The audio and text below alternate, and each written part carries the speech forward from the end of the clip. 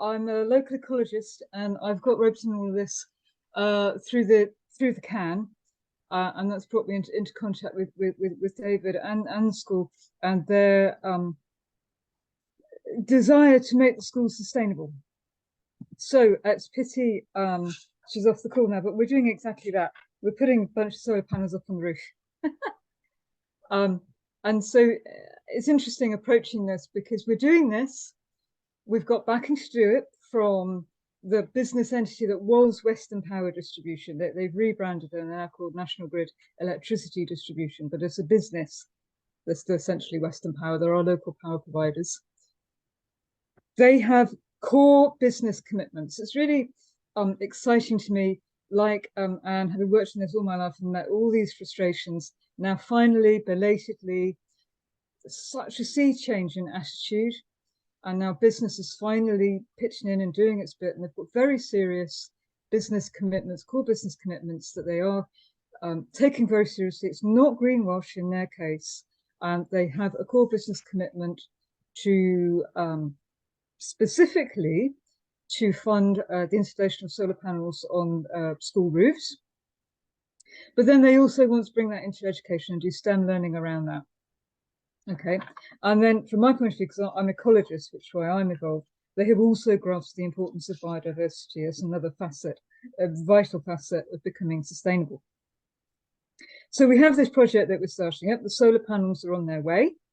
And I've been running a little biodiversity project, and that, I think it's probably fair to say, is where most of the engagements actually happened, which was a total of a moment of about I think 6 or 7 sixth formers.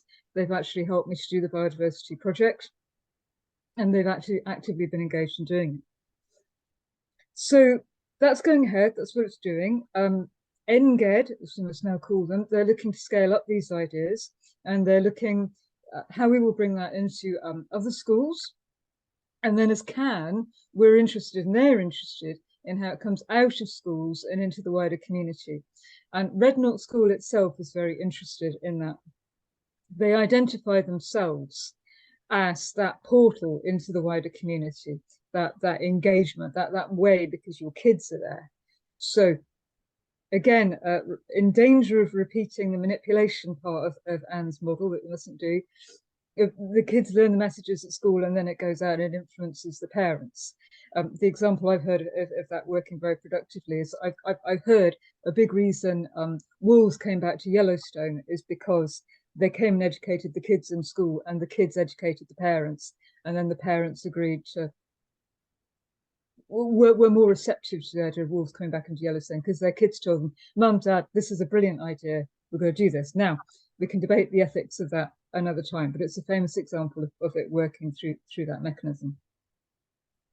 But I'm really inspired by what Anne has been saying, and I like a lot of what she's been saying on the way to do it.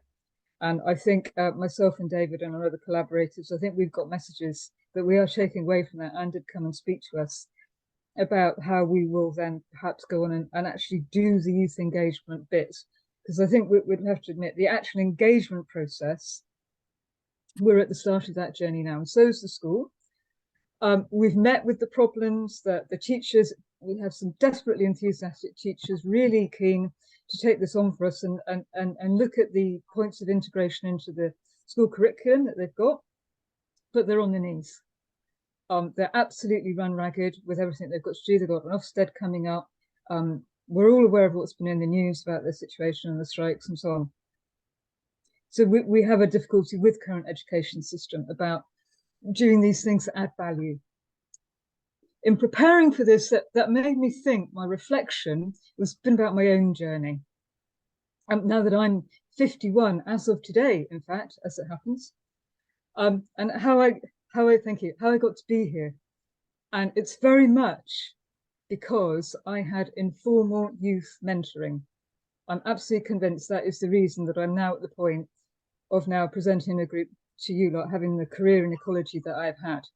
It was not my formal education experience that did it. I was an okay student at school. I was one of those students nobody was going to worry about. I was going to do okay. It wasn't brilliant, wasn't anything outstanding. And I wasn't naughty either.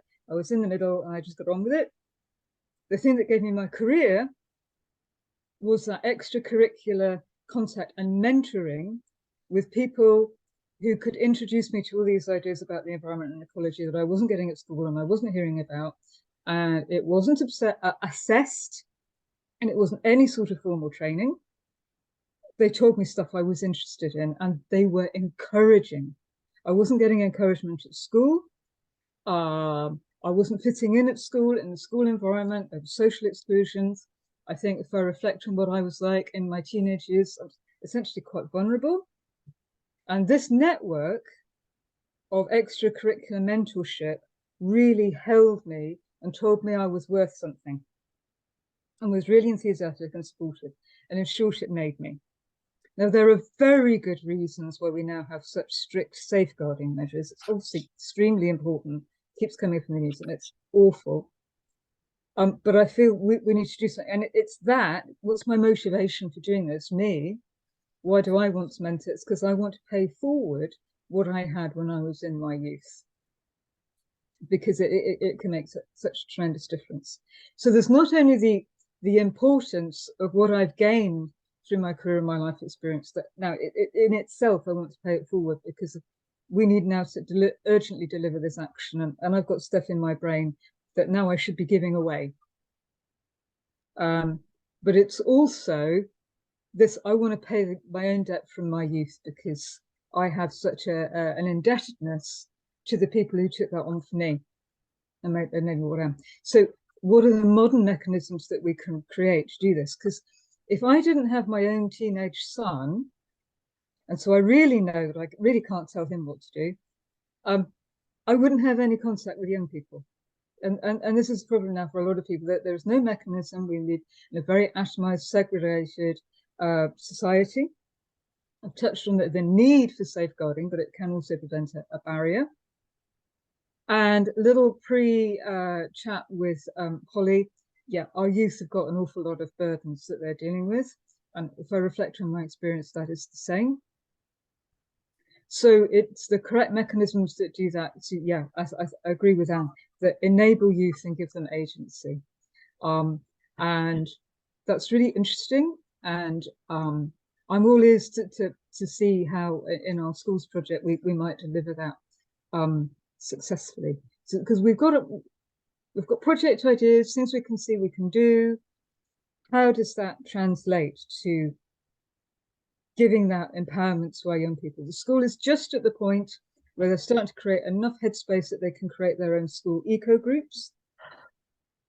It'll be interesting to see how the students develop that, and how they realize these other resources are here, and what's the way they want to engage with us and bring us in, and in hopefully a not traditional didactic fashion, but more in this, yeah, raid my brain, and take from it what you need to know. So I think that's enough for me, and then I'll hand over to David to see if he's got any additional comments that he wants to bring on that from the school governor perspective. No, I think that's a very good summary. I would just give a couple of bits of history. One is that when we originally started doing all of this project, which was pre-pandemic, we actually had quite a strong youth group across a number of schools. We had a number of Stroud schools and managed to get the students that were interested to come together and talk. But then everything switched to coping with the pandemic, and we're now having to consider how to start that up. And some of the points that Anne was making are very key to our thinking on that. I think originally we thought, well, we will just tell them, here's all the things that we've thought of. You can now pick and drive these forward. Clearly, we can see that's not the right way to engage. And I've picked up a number of useful items about fun and excitement. If I can throw in one other thing, because we are trying to do the teach or help students gain the skills they need to live sustainably. One of the problems with that, and I engage with a number of teachers across the country in some academic groups that are looking at sustainability education. One of the real tricky points, and I say this with sort of Ofsted hovering around, is actually you need to teach students or provide them with the tools to do the questioning. And that can actually be really uncomfortable, all the way from government downwards, because there's no doubt there are an awful lot of things that are driven by big business and driven by politicians that are looking at the next 3 years and not the next 50 years. And actually enabling students to question that, and enabling teachers to impart that to them without feeling threatened themselves is something that we as governors need to be supporting. So that's kind of a slightly orthogonal cut across it. But everything I've heard tonight is really helpful. I think Kathy said at the beginning, we're coming at this not quite as far along, or nowhere near as far along as the earlier ones. So we're very grateful to be able to steal and plagiarize and use all of these ideas. Thank you, both David and Kathy. It's really important to have a really active example of something that's happening right now. And it's really interesting to hear that you're already, very concerned about those wider issues around integration and what collaboration with the young people in the school and the wider community really looks like. So that's one of the reasons, many reasons I wanted you to come along.